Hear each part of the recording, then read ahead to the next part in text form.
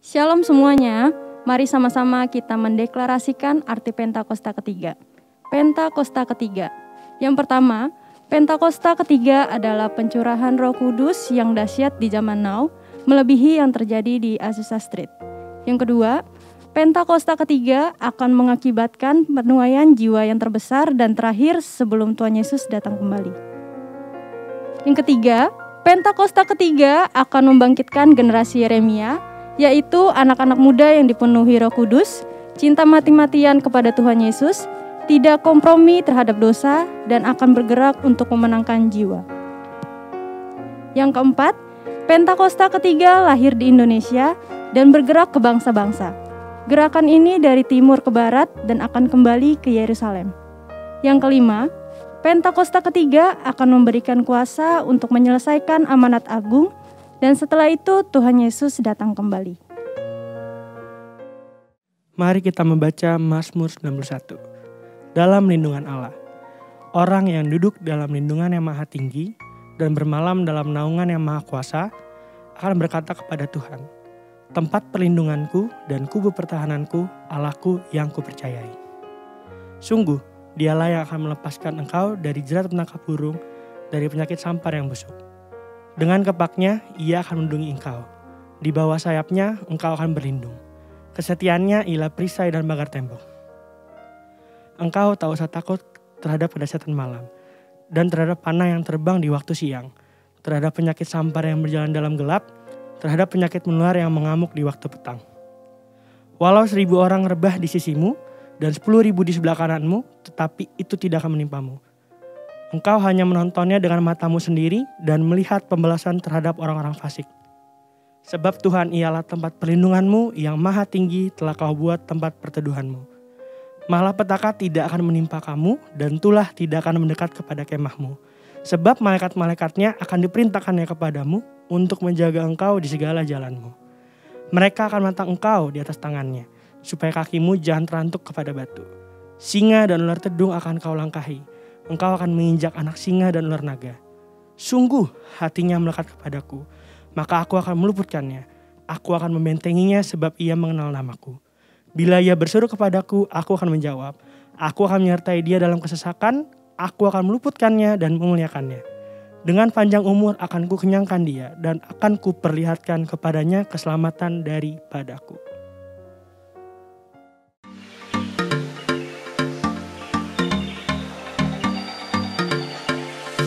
Shalom Hits.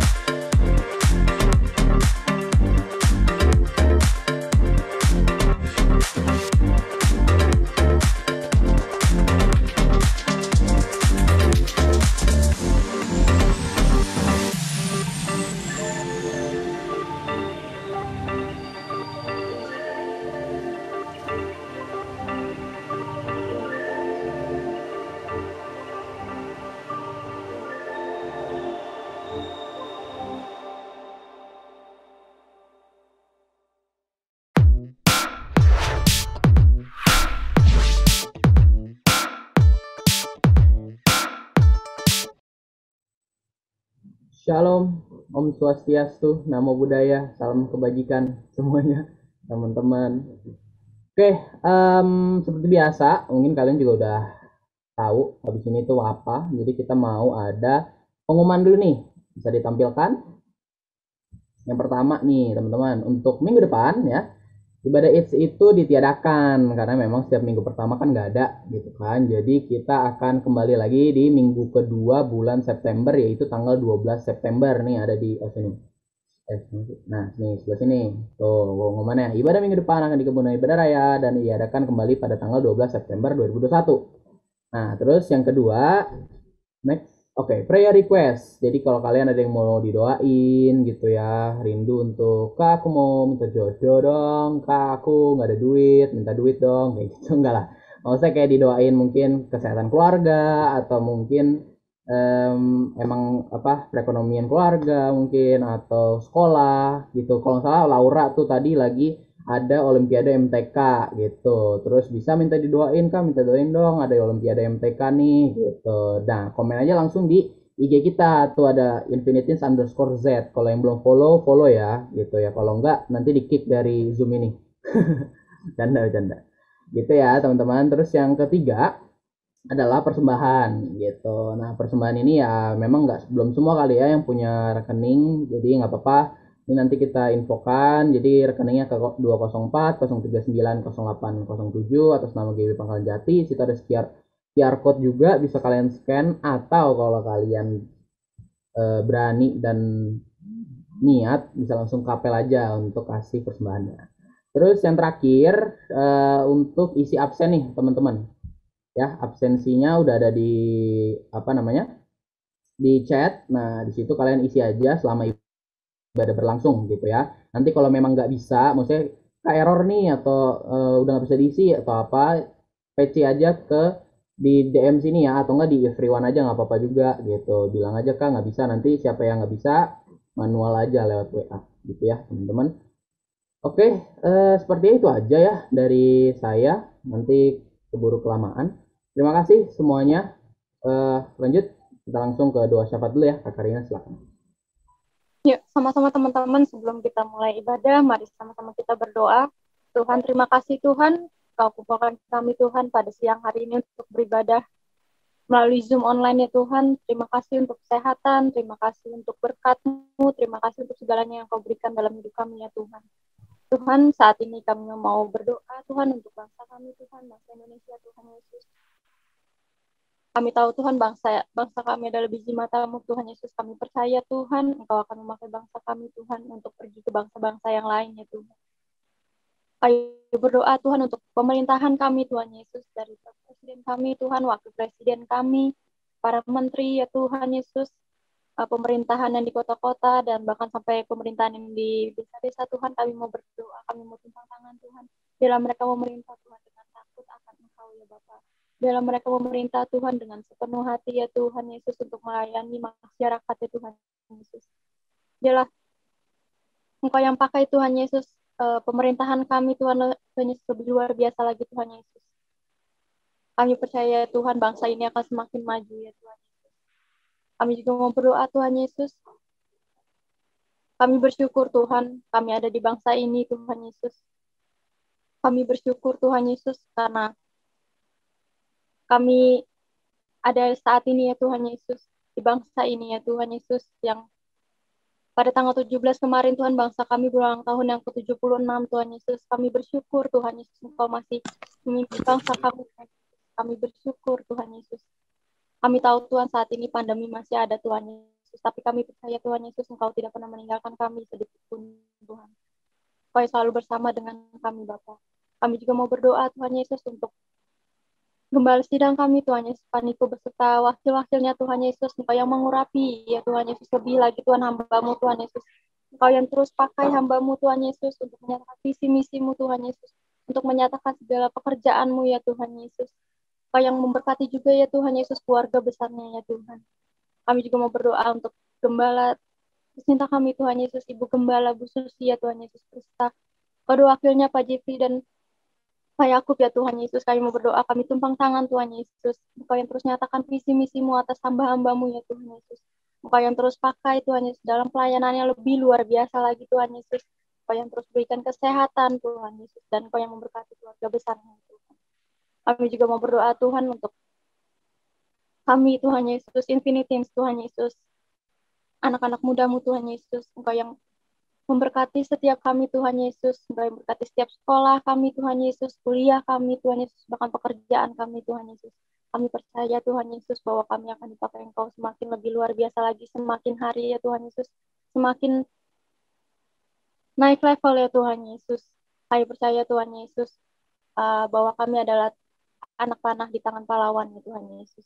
Terima kasih Tuhan Yesus, sebelum kami memulai ibadah kami Tuhan Yesus, biarlah Engkau yang pimpin ibadah kami dari awal, pertengahan, hingga akhir ya Tuhan Yesus. Bila setiap pujian penyembahan kami Tuhan Yesus berkenan di hadapan-Mu Bapa. Dan Kau juga yang memberkati Tuhan hamba-Mu yang akan menyampaikan firman-Mu hari ini Tuhan. Untuk Joel Tuhan Yesus, Engkau yang memberkati bibir hamba-Mu Tuhan Yesus. Bila setiap perkataan yang keluar dari mulut hamba-Mu Tuhan Yesus itu sesuai dengan apa yang Kau ingin sampaikan untuk kami semua ya Tuhan Yesus. Terima kasih Tuhan, haleluya, amin. Selamat beribadah, Tuhan Yesus memberkati. Shalom It. Shalom teman-teman yang ada di Zoom meeting maupun yang menyaksikan secara live streaming. Puji nama Tuhan, pada saat ini kita masih diberikan kesempatan untuk kita datang beribadah, untuk kita sama-sama memuji menyembah Tuhan saat ini teman-teman. Mari teman-teman, aku ajak saat ini untuk kita sama-sama siapin hati kita. Kita sama-sama menyiapkan sekeliling kita. Mungkin kalau ada yang mendistract bisa teman-teman boleh singkirkan terlebih dahulu. Mungkin handphone boleh teman-teman silent terlebih dahulu. Biar kita boleh fokus untuk menyembah memuji Tuhan. Mari teman-teman kita bersatu dalam doa sebelum kita memulai ibadah. Bapa, terima kasih Tuhan Yesus. Mengucap syukur Tuhan buat sekali lagi ya Tuhan Yesus, kesempatan kami boleh ya Tuhan memuji menyembah-Mu, kami boleh datang ya Tuhan Yesus untuk beribadah ya Tuhan. Kami rindu ya Bapa, kami rindu ya Tuhan Yesus masuk dalam hadirat-Mu lebih lagi ya Tuhan. Kami rindu ya Tuhan Yesus. Kami mau Tuhan Yesus Kau lawat setiap kami ya Tuhan. Biar Tuhan Yesus saat ini ya Bapa, saat kami selesai beribadah nanti ya Tuhan Yesus, ada something yang kami dapatkan ya Tuhan, ada sesuatu yang kami dapatkan ya Tuhan Yesus. Dan boleh kami impartasikan bagi sekeliling kami ya Bapak setelah kami beribadah ya Tuhan. Thank you Lord, thank you Jesus. Saat ini kami memulai ibadah kami ya Tuhan Yesus. Terima kasih ya Bapak. Mari sama-sama kita sembah Tuhan. Oh ya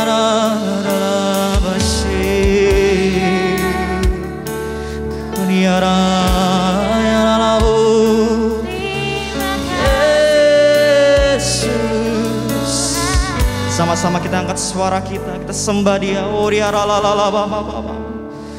bersyukur buat kebaikan-Mu ya Tuhan Yesus. Kami mau datang menyembah-Mu saat ini ya Bapa. Oh ya mari sama-sama katakan. Kasih yang terindah telah ku terima, telah ku terima. Kasih yang terbesar dari-Mu Yesus.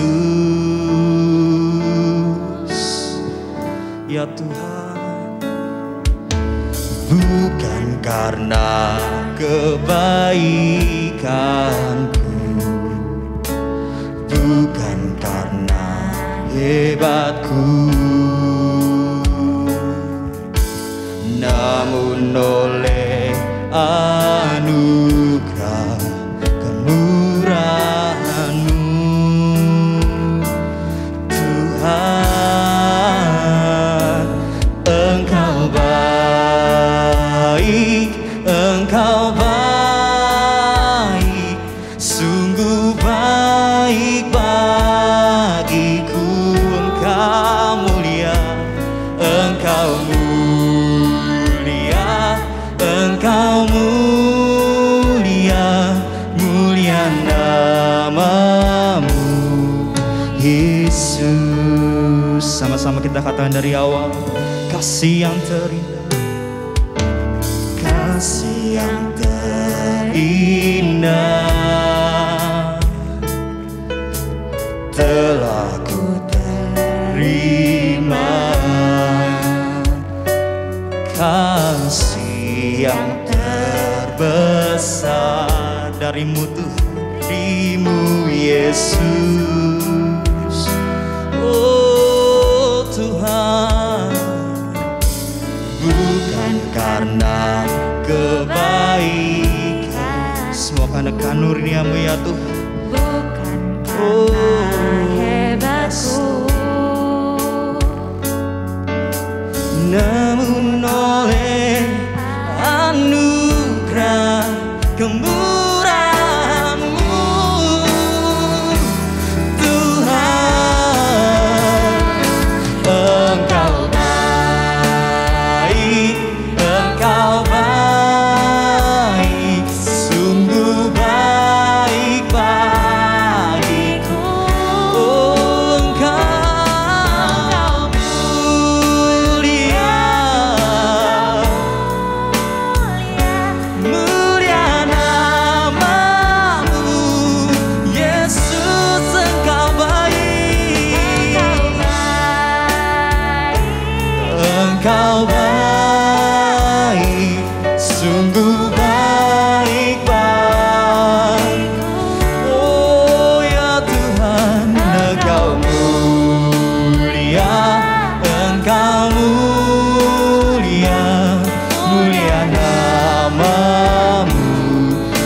Lebih lagi katakan Engkau baik, Engkau baik, Engkau baik, sungguh baik bagiku ya Tuhan. Engkau mulia, Engkau mulia, mulia namamu Yesus. Sekali lagi kita katakan dari awal, kasih, kasih yang terindah. Renungkan teman-teman setiap kebaikan Tuhan. Kasih yang terbesar, kasih yang terbesar darimu Yesus. Oh, bukan karena kebaikan, semua karena anugerah-Mu ya Tuhan. Semua karena kasih-Mu ya Bapa bagi setiap kami ya Bapa. Namun oleh anugerah kemurahan-Mu Tuhan, Engkau baik, Yesus sungguh baik bagiku. Engkau mulia, Engkau mulia, mulia namamu. Engkau baik,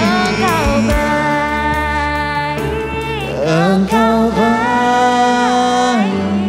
Dengan segenap hatimu nyanyikan lagu ini. Oh, sebab Engkau mulia, Engkau mulia, mulia namamu Yesus. Oh, Engkau baik, Engkau baik, sungguh baik bagiku.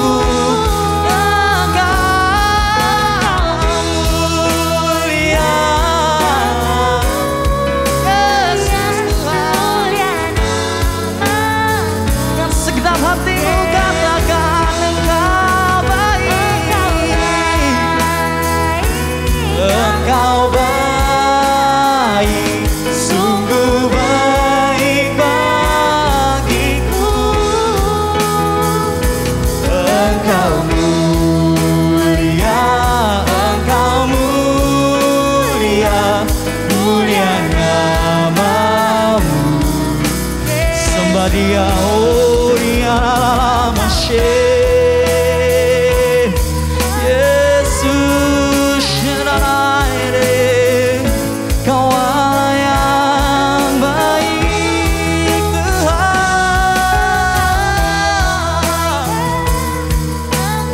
Sembah Kau Yesus, Allah yang termulia, Allah yang besar ya Tuhan. Oh, ya la la la la la la la la la la la la la la la. Oh, Kau yang baik bagi setiap kami ya Tuhan. Oh, ya la la la. Kalau kami renungkan setiap kebaikan-Mu ya Tuhan, dapat kami balas kasih-Mu ya Bapa. Saya kami muji-Mu, menyenangkan-Mu ya Tuhan. Oh ya la la la ya la la la. Terus naikkan pujian-Mu teman-teman, tinggikan Dia. Pujilah Yesus Tuhan. Oh you're so good oh God.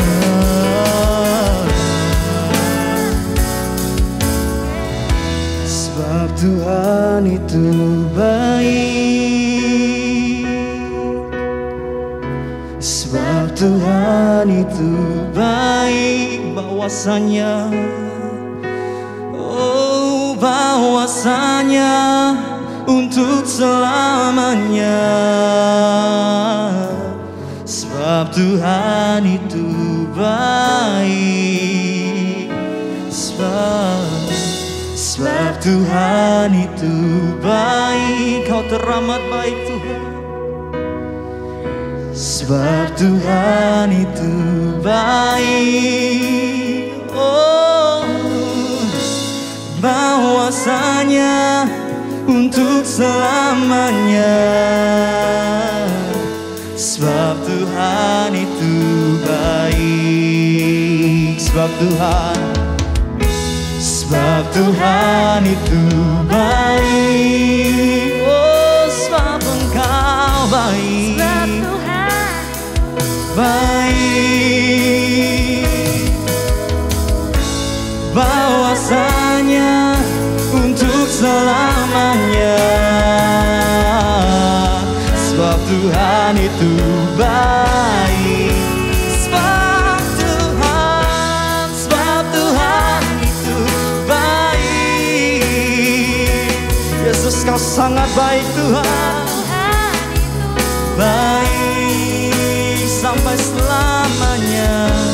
Bahwasanya untuk selamanya. Sebab Tuhan itu baik. Katakan Engkau baik. Engkau baik.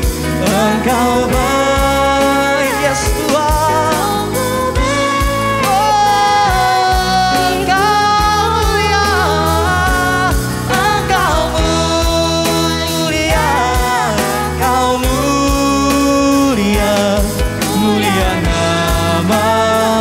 One more time singing, you are good.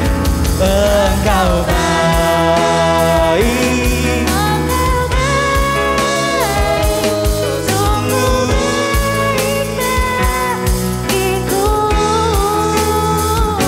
Engkau mulia, Engkau mulia, mulia namamu. Yesus, mulia namamu, mulia namamu. Yesus, mulia namamu. Yesus, lihat kemuliaan bagi Tuhan. Haleluya. Sorak-sorai bagi Dia. Yes Lord, kami akan terus menyanyikan kebaikan-Mu ya Tuhan. Sampai selama-lamanya sepanjang hidup kami ya Bapa. Kami mau terus bersorak-sorai, kami mau memuji-Mu ya Tuhan, menyatakan kebaikan-Mu bagi sekeliling kami ya Bapa. Terima kasih Tuhan, Yesus, kami siap Tuhan untuk menyembah-Mu, memuji-Mu lebih lagi ya Tuhan. Yes, Bapak. Thank you Lord, thank you Jesus. Mari kita sama-sama yang siap untuk memuji Tuhan, sama-sama berikan kemuliaan bagi Tuhan. Haleluya.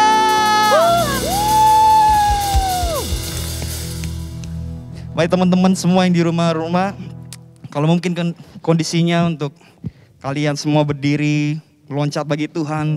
Aku undang teman-teman untuk melompat bagi Tuhan, untuk sama-sama kita memuji Tuhan dengan segenap tubuh kita, dengan segenap hati kita. Amen. Amin.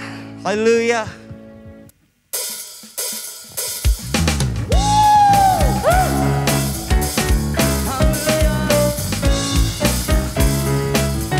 Tepuk tangan sama-sama.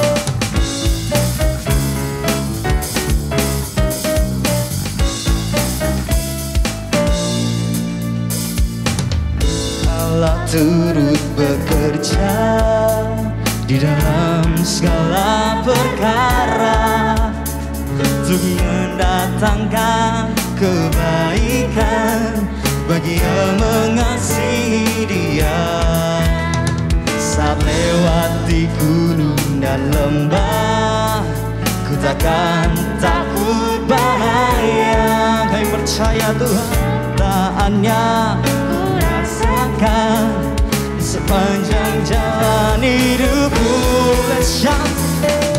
Sebab Dia baik, ku angkat tangan memuji Dia. Sebab Dia baik, untuk selamanya kasih setianya. Puji Yesus, sebab Dia baik. Sekali lagi katakan, oh, sebab Dia ku angkat tangan memuji Dia. Sebab Dia baik untuk selamanya, kasih setianya.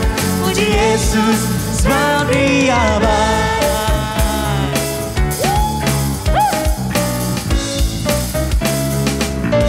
Katakan sekali lagi, ku tahu Allah turut bekerja di dalam segala perkara untuk mendatangkan kebaikan bagi yang mengasihi Dia. Saat lewati gunung dan lembah, ku takkan takut bahaya, penyertaan-Nya ku rasakan di sepanjang jalan hidupku. Let's go. Sebab Dia baik, ku angkat tangan memuji Dia. Sebab Yesus baik untuk selamanya, kasih setianya. Puji Yesus, sebab Dia baik. Oh, sebab Dia baik, ku angkat tangan memuji Dia. Sebab Dia baik untuk selamanya, kasih setianya. Puji Yesus, sebab Dia baik. Biar musik memuji Tuhan.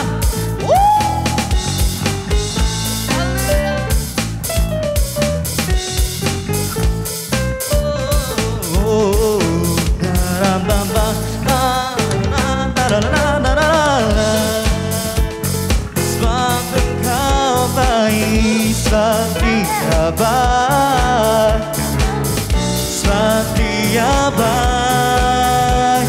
Oh, katakan, sebab Dia baik, ku angkat tangan memuji Dia. Oh, sebab Dia baik untuk selamanya, kasih setianya. Puji Yesus, sebab Dia baik, sebab Dia baik, ku angkat tangan, angkat tanganmu sorakan. Sebab Dia baik untuk selamanya, kasih setianya. Puji Yesus untuk selamanya, kasih setianya. Puji Yesus, sebab Dia baik untuk selamanya, untuk selamanya, kasih setianya. Puji Yesus, sebab Dia baik. Haleluya. Berikan sorak-sorai kemuliaan bagi Tuhan.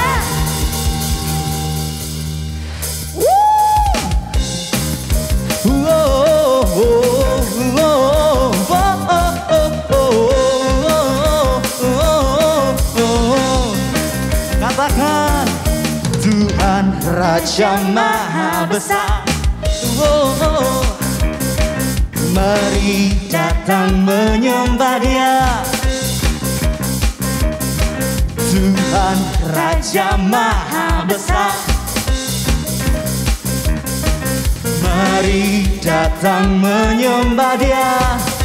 Oh, Dia pencipta dunia ini. Dia membentuk gunung-gunung, kehadirannya datanglah. Mari syukur padanya, dengan bersuka bernyanyilah. Dan untuk keselamatan puji Dia, Tuhan Raja Maha. Dengan bersuka bernyanyilah. Dan untuk keselamatan Tuhan Raja Maha. Nyanyikan.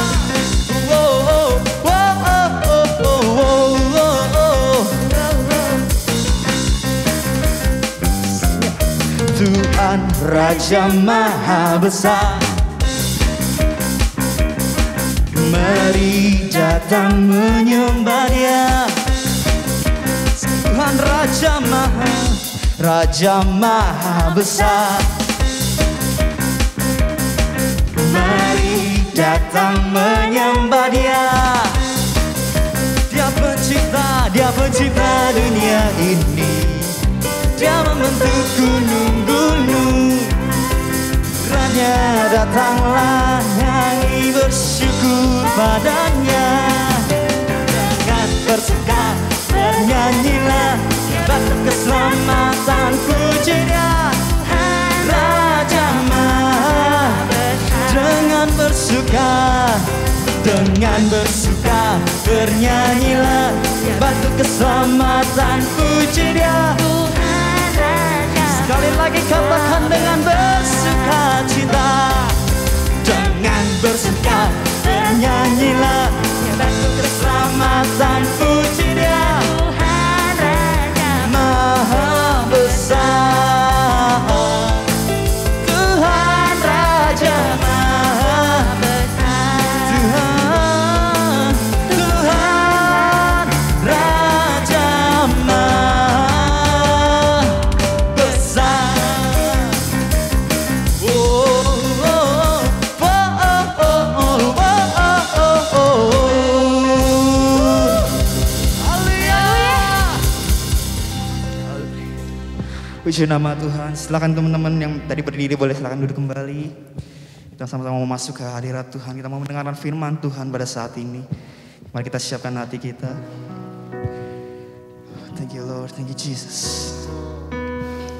Kami siapkan hati kami Tuhan. Biar Tuhan saat taburan firman-Mu ya Bapa ditaburkan di setiap hati kami ya Bapa. Itu boleh bertumbuh subur ya Tuhan, berbuah ya Bapa dalam hidup kami ya Tuhan. Thank you Lord, biar hanya nama-Mu ini ditinggikan dalam hidup kami. Ya nama-Mu ini tinggikan ya Tuhan sampai selama-lamanya ya Tuhan. Thank you Lord Jesus.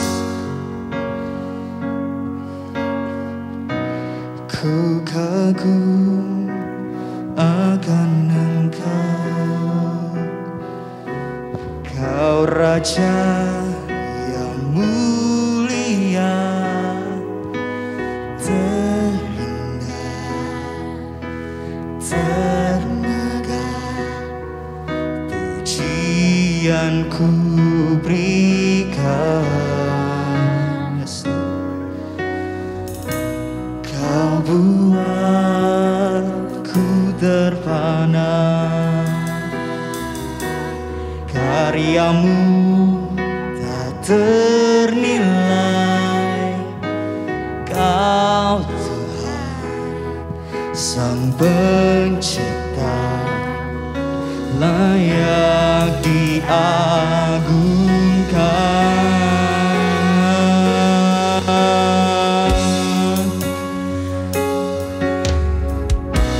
Mulia Kau, mulia Kaulah Raja atas semesta.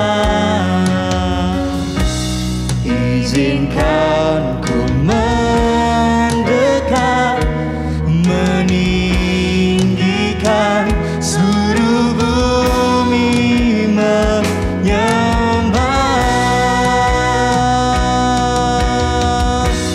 Mulia,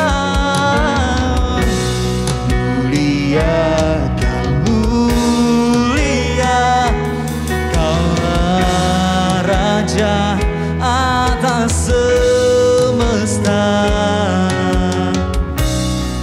Izinkan ku mendekat, meninggikan seluruh bumi menyembah.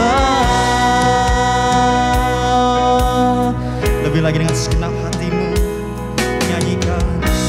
Ku kagum akan Engkau Yesus Tuhan, Kau Raja yang mulia, terindah, Kau termegah.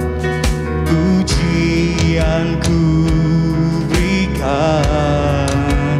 Kau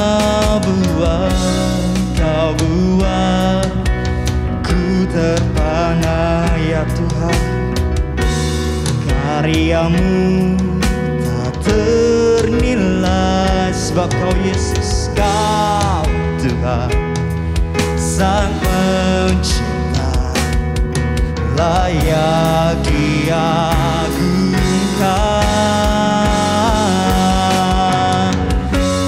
Oh, mulia kau, mulia kaulah Raja atas semesta. Izinkan ku mendekat, meninggikan seluruh bumi menyembah. Oh, mulia kau, mulia kaulah Raja atas semesta. Izinkan ku mendekat, meninggikan bumi menyembah. Oh, mulia, mulia kau, mulia kaulah Raja atas segalanya. Izinkan ku mendekat, meninggikan. One more time, sing mulia, mulia. Oh, kaulah Raja atas segalanya. Izinkan ku mendekat, meninggikan. Izinkan kami mendekat ya Tuhan. Izinkan ku mendekat, meninggikan seluruh bumi menyembah. Izinkan ku mendekat, meninggikan seluruh bumi menyembah.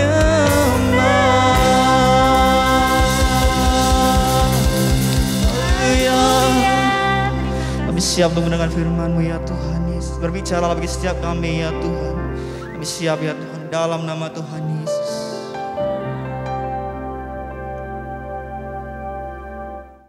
Halo, halo. Shalom semuanya. Shalom. Shalom, shalom, shalom, shalom semuanya. Kedengeran nggak suaraku? Soalnya sinyalnya rada-rada nge-lag nih. Oke. Jadi berdasarkan kata pepatah, tak kenal maka tak cinta. Jadi aku kenalan diri dulu ya. Kayaknya nggak usah pakai background, nggak apa-apa ya Kak Meti ya. Soalnya kayaknya jelek banget nih. Oke. Oke, aku matiin dulu bentar ya backgroundnya. Oke, sip. Nah, jadi teman-teman, aku mau izin share screen. Nah, oke teman-teman. Nah, jadi hari ini aku mau bawakan firman Tuhan. Tapi kayaknya kita lebih ke sharing-sharing aja ya teman-teman. Jadi teman-teman feel free banget untuk mau, aku nanti akan banyak interaksi nih teman-teman sama kalian semua. Jadi boleh kalian siapin catatan, kalian juga boleh chat di kolom chat.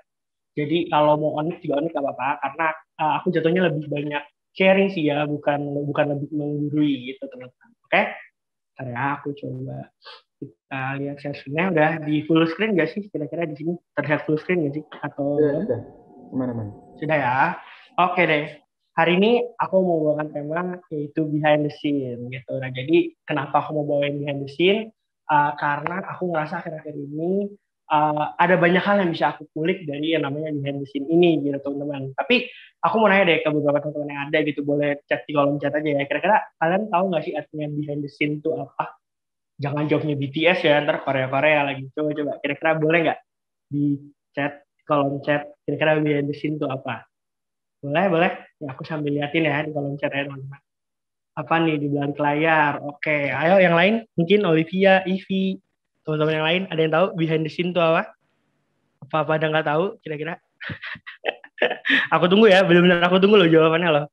Seriusan loh, aku mau berinteraksi sama kalian semua, oke? Ada yang tahu lagi? Kalau nggak tahu, kita lanjut. K-pop, oh bukan K-pop Kak Karina.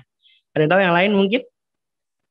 Oke, kalau mungkin belum tahu, kita coba next ke slide berikutnya ya teman-teman ya. Oke deh. Apakah sudah terpindah? Sudah ya.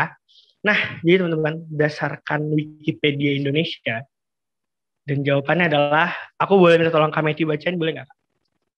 Baik. Behind the scene atau BTS, bukan BTS ya, di balik layar artinya adalah istilah umum dalam dunia perfilman yang merujuk kepada potongan video yang berisi cuplikan proses pembuatan sebuah film atau sinetron. Behind the scene biasanya dipandu oleh sutradara, produser, atau salah satu pemain yang terlibat dalam proyek film tersebut. Durasinya hampir sama dengan trailer sebuah film, yaitu 2-3 menit. Oke, thank you Kak Matthew. Aku lanjut ya teman-teman ya. Nah, ini dia. Jadi tadi behind the scene itu kan artinya berarti di balik layar teman-teman ya. Jadi kata yang mau ditekankan adalah di balik layar atau orang-orang di balik layar. Karena aku mau nanya, boleh ya jawab di kolom komen aja atau on mic aja. Kira-kira ada yang tahu nggak sih orang-orang ini ataupun apa sih yang ada di gambar ini? Produk apa sih yang ada di gambar ini? Yuk, coba teman-teman boleh dijawab di kolom chat. Ada yang tahu? Ada yang tahu? Ayo dong, mungkin yang pengguna ini nih, branding ini nih. Gak mungkin ya anak-anak muda nggak tahu ya. Coba aku baca chatnya. Apple digigit, Apple. Waduh, Apple ya, Apple ya teman-teman. Ada yang tahu? Yang lain? Mungkin? Oke, sekarang kalau Apple aku udah tahu. Sekarang pertanyaanku adalah siapa sih orang yang ada di atas tuh? Ada yang tahu nggak? Siapa tuh si Apple itu? Kira-kira. Coba, ada yang tahu? Boleh dijawab di kolom chat. Aku cek lagi ya, teman-teman. Yang kiri nggak tahu, yang atas siapa? Steve Jobs. Yang lain ada yang bisa jawab mungkin? Yang tengah siapa? Belum tentu Kak Matthew bener ya, teman-teman. Ada yang tahu siapa orang tersebut? Tengah Steve Jobs. Oke, thank you Ezer. Ada lagi mungkin? Bayu atau Olivia atau siapapun, teman-teman. Yang mau jawab? Oke, kalau nggak ada, kita lanjut ya, teman-teman. Jadi, benar banget, yang di tengah itu namanya Steve Jobs gitu ya, dan ini adalah produk-produk Apple. Dan kalian kalau misalkan yang punya produk Apple, ada yang pakai iPhone, ada yang pakai MacBook, ada yang pakai smartwatch ataupun iPad dan lain, pasti kalian tahu nih kalau itu produk Apple. Nah, tapi orang-orang tuh cuman kenal yang namanya Steve Jobs sebagai pemilik atau pendirinya si Apple. Tapi aku mau kasih tahu sesuatu nih, ada cerita di balik pembuatan Apple. Nah, jadi kayaknya aku harus lihat catatan nggak apa-apa ya teman-teman ya. Jadi tokoh-tokoh di sini, jadi itu ceritanya gini, si Steve Jobs ini pada umur 21 tahun, dia itu berencana membuat satu perusahaan, yaitu jadi dia mau buat produk Apple nih teman-teman, dan cikal bakalnya Apple yang ada di saat-saat ini itu pertama kali yang namanya Apple One. Nah, beliau ini, si Steve Jobs ini itu nggak sendiri membangun Apple One ini atau si produk Apple ini. Pertama kali itu dia bekerja sama dengan namanya di sebelah kiri nih, om-om tua sebelah kiri ini, ya kalau di layar kalian, namanya adalah Steve Wozniak. Jadi mirip-mirip ya, Steve Jobs, Steve Wozniak. Nah, jadi si Steve Wozniak ini pada tahun 1970, mereka berdua ini kayak kerjasama nih untuk membuat satu branding ataupun satu produk yang namanya Apple kayak gitu. Nah, jangka waktu yang mereka kerjakan untuk mencapai Apple One itu adalah 6 tahun. Jadi bayangin ya, si Steve Jobs sama Steve Wozniak ini mereka kerja sama-sama selama 6 tahun untuk merancang yang namanya Apple One. Itu cikal bakal teman-temannya kalau sekarang pakai iPhone, pakai iPad atau MacBook dan lain gitu ya. Nah, sekarang dari sejarahnya nih ya teman-teman, si Steve Jobs ini nggak bisa kerja sendiri gitu. Mereka kerja bareng sama yang namanya Steve Wozniak ini, mereka berdua. Nah, jadi walaupun pada akhirnya singkat cerita si Steve Wozniak ini pun akhirnya mungkin ada satu permasalahan dan lain, dan akhirnya yang lebih terkenal itu adalah Steve Jobs kayak gitu. Nah, tadi ini kan tokoh dunia nih ya teman-teman. Sekarang aku mau tanya dong, mungkin teman-teman yang baru lulus dari sekolah minggu, lulus dari sekolah minggu dong ya. Teman-teman yang baru dari sekolah minggu, terus sekarang udah naik di It's Cinere, pasti dulu sering banget ya dengar firman dari Kak Nonce, Kak Ursula, dan lain-lain. Nah, aku mau nanya dong, masih inget gak sih kira-kira dulu ajaran yang guru-guru sekolah minggu tentang tokoh-tokoh Alkitab? Kayak gitu. Nah, sekarang aku mau nanya dong ke teman-teman, mungkin nanti bisa dijawab di kolom chat. Kira-kira tokoh-tokoh, coba ya ini jangan salah ya, apalagi tim leadernya ya, tokoh-tokoh Alkitab di perjanjian lama yang paling terkenal, yang kalian kenal itu siapa aja, coba jawab di kolom chat, boleh nggak bantu aku jawab kira-kira tokoh-tokoh Alkitab di perjanjian lama ya teman-teman ya, bukan di perjanjian baru ya. Jadi jangan jawab Timotius, jangan jawab kayak gitu, di perjanjian lama siapa sih tokoh-tokoh Alkitab gitu. Adam kah? Hawa kah? Wah, coba kira-kira tokoh Alkitab. Ayo, anak-anak sekolah minggu. Nih kalau kalian pada nggak tahu, aku marahin nih guru sekolah minggunya nih. Siapa nih? Kemarin ada games nih. Daud, ada yang jawab Yunus. Abraham, oke, thank you Michael. Bayu, thank you. Siapa lagi? Daniel, bener banget. Ada lagi nggak? Ayo coba-coba. Sebanyak-banyaknya teman-teman. Nah, oke deh. Kayaknya cukup. Nah, sekarang aku langsung next ke slide berikutnya, teman-teman. Iya. Dari kalian sebutin tadi, jawabannya itu benar ya. Jadi, tapi aku cuma mau ambil tiga contoh tokoh yang ada di sini. Nah, yang paling pojok kiri itu namanya Abraham. Nah, Abraham kurang terkenal apa sih di perjanjian lama? Dia dikatakan sebagai bapak segala bangsa.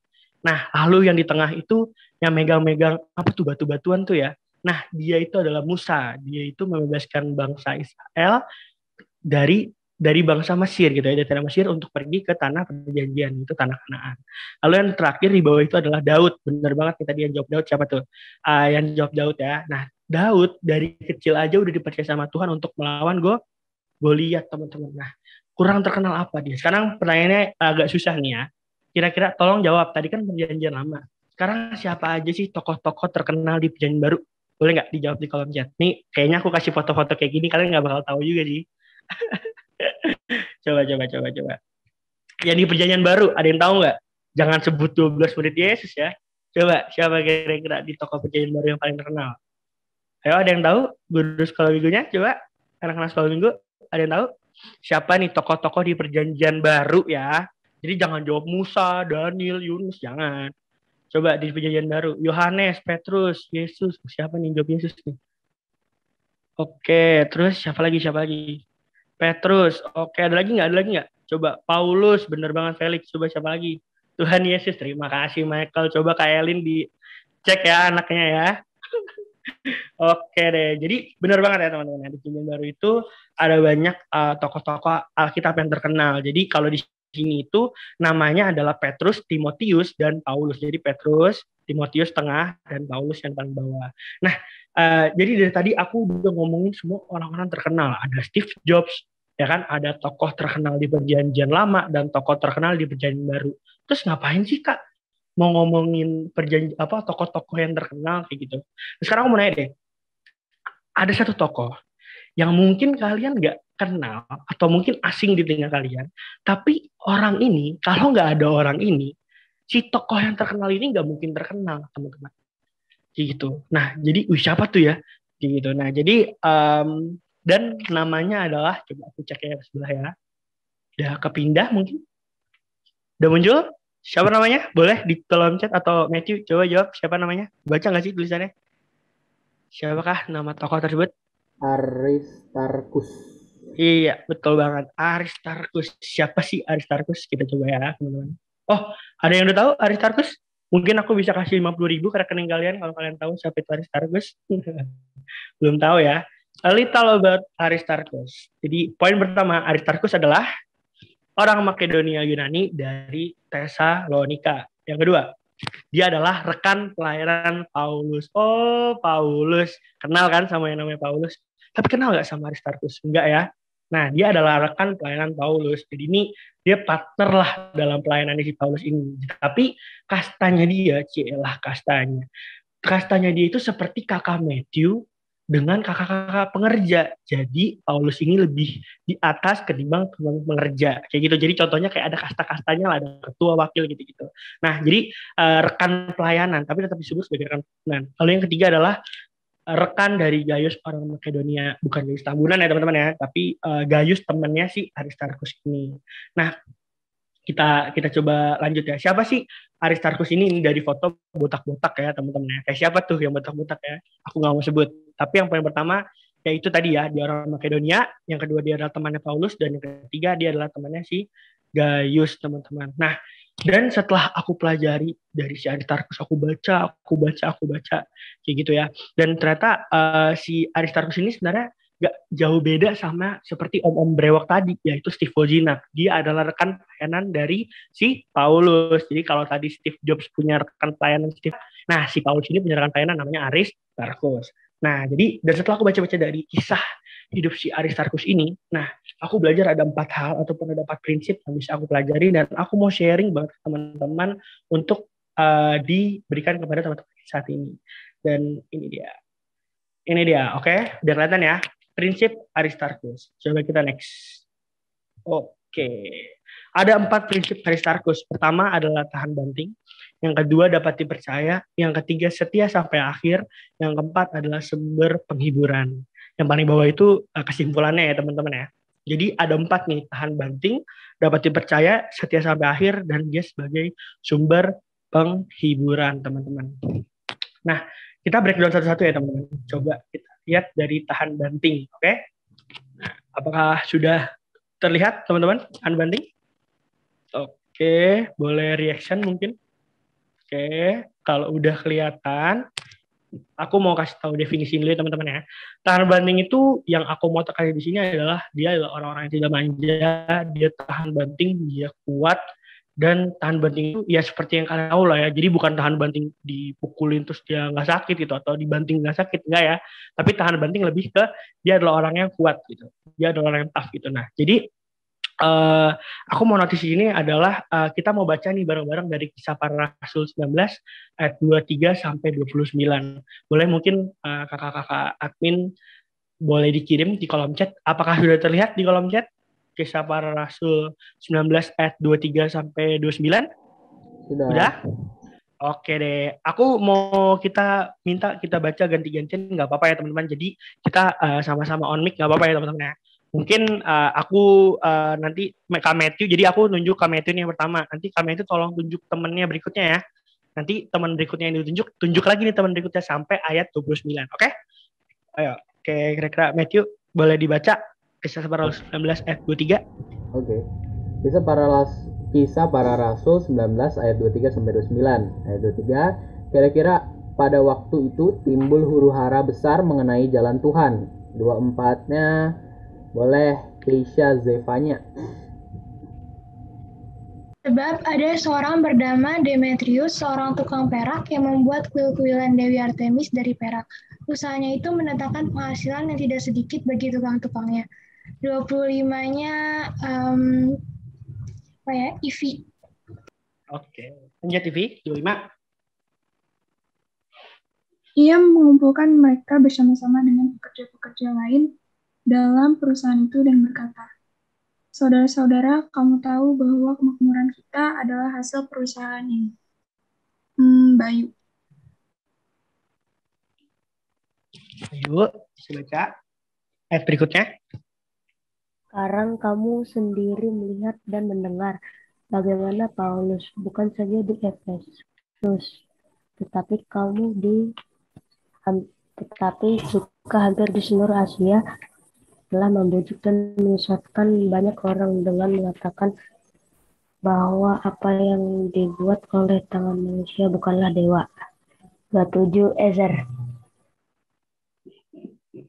Ezer boleh. Ayat 27, dengan jalan demikian bukan saja perusahaan kita berada dalam bahaya untuk dihina orang, tetapi juga kuil Artemis, dewi besar itu berada dalam bahaya akan kehilangan artinya.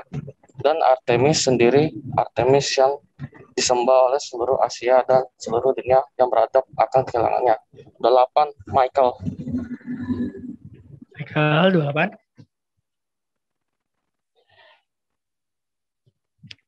Bisa bantu baca, Michael, kisah para rasul 19 ayat 28.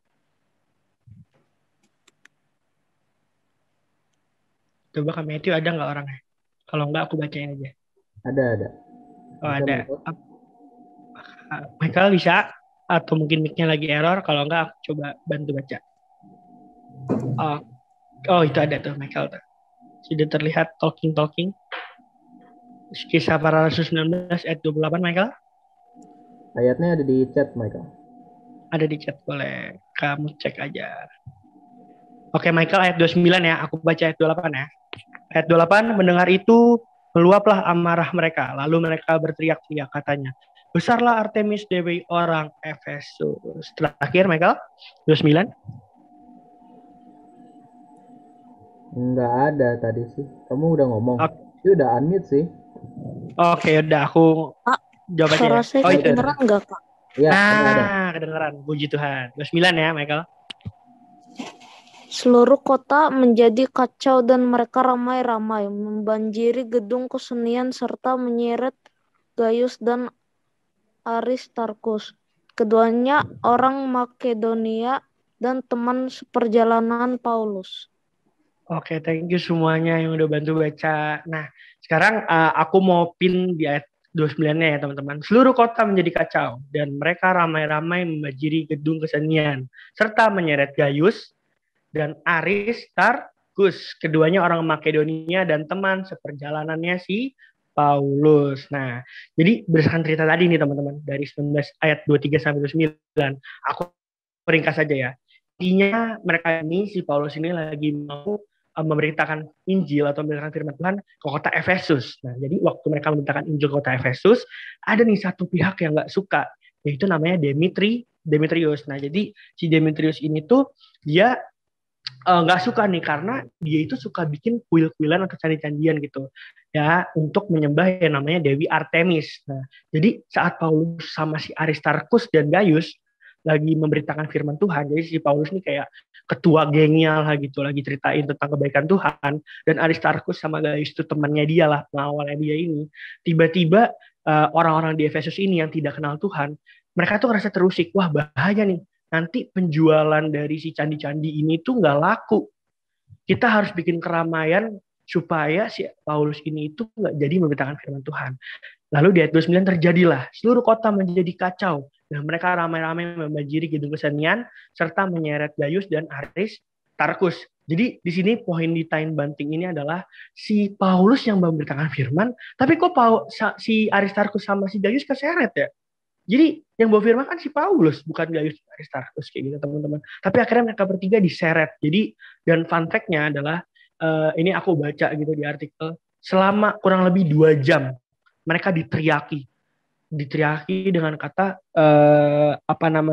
besarlah Artemis dewi orang Efesus, besarlah Artemis dewi orang Efesus.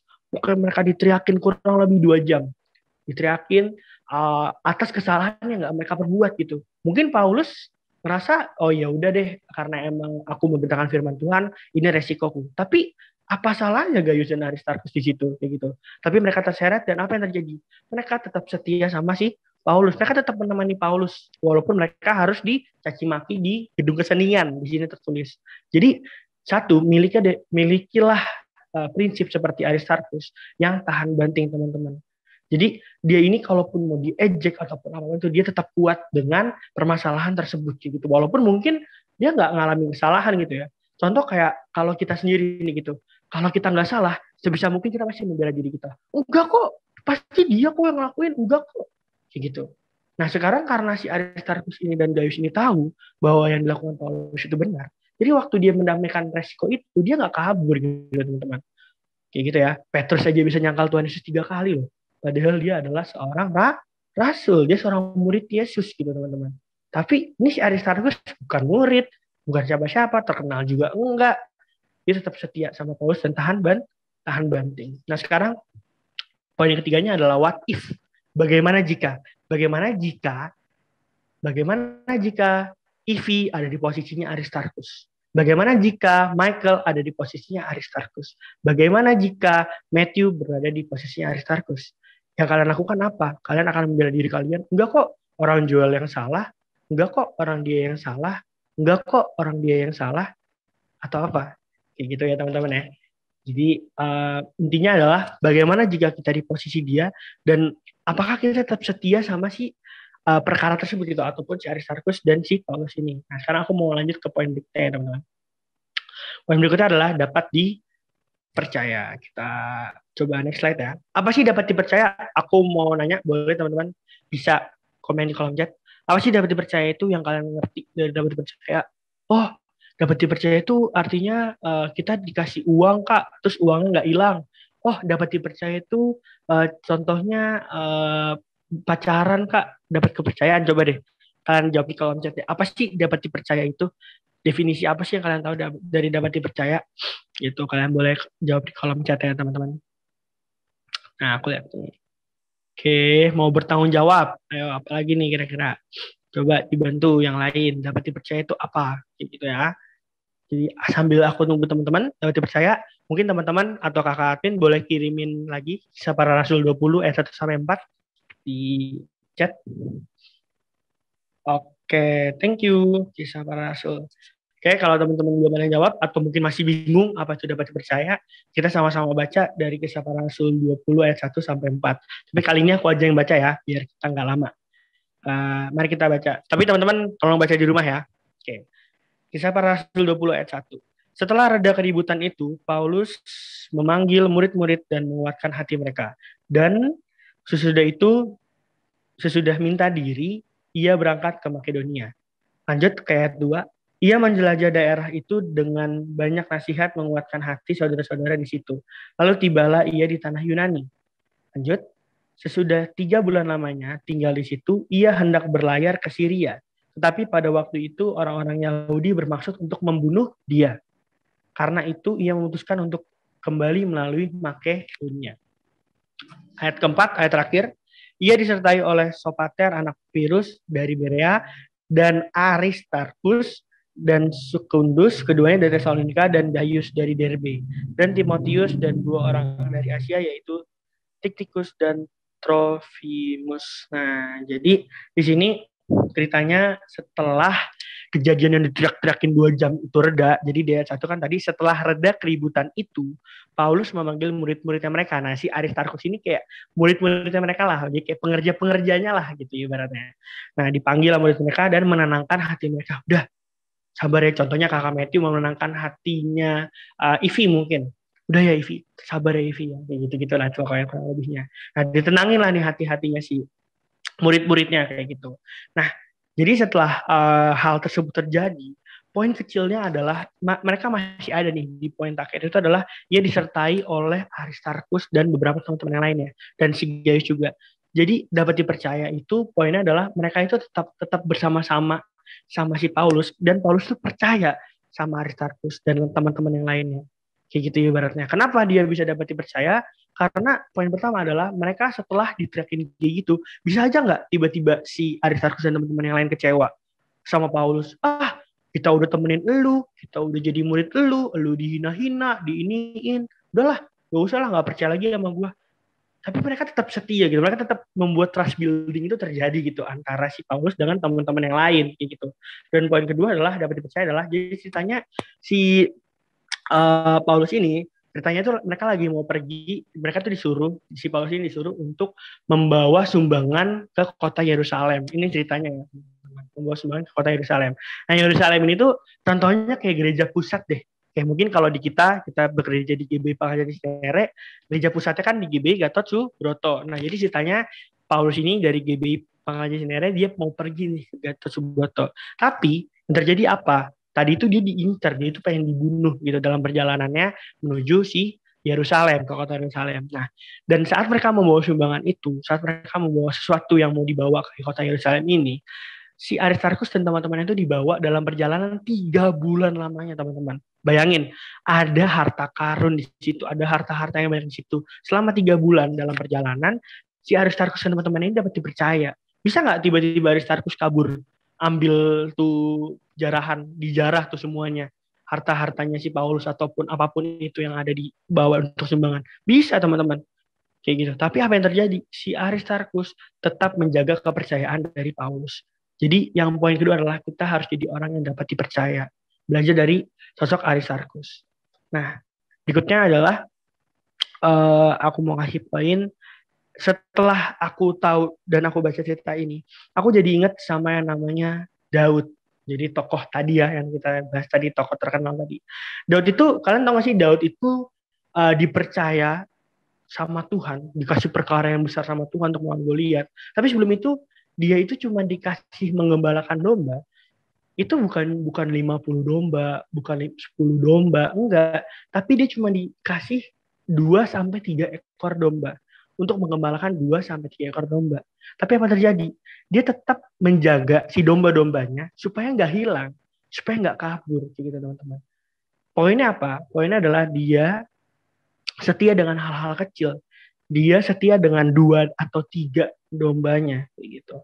Tapi apa yang terjadi? Si Daud ini tetap setia dan akhirnya Tuhan kasih kepercayaan yang lebih besar, teman-teman. Tuhan kasih kepercayaan yang lebih besar.